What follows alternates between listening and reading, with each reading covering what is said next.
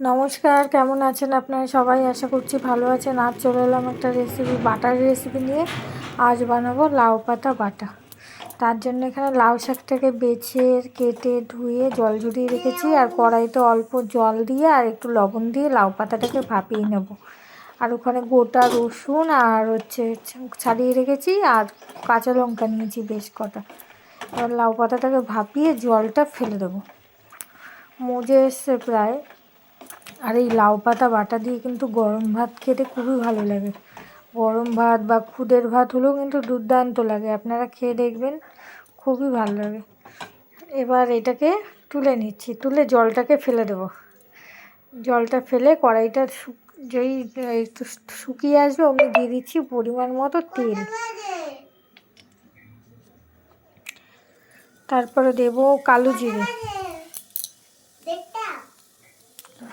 তারপরে দেব গোটা রসুন আর কাঁচা লঙ্কা দিয়ে এটাকে একটু ভেজে নেব।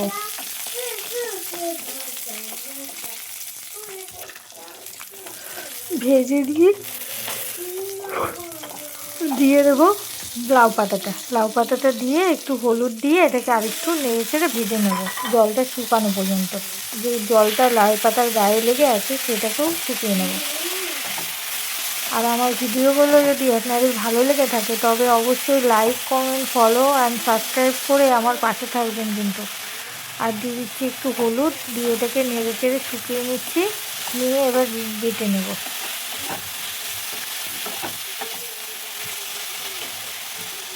আর কে এইভাবে লাউ পাতা বাটা করে খেয়েছেন অবশ্যই কমেন্ট করে জানাবেন কিন্তু।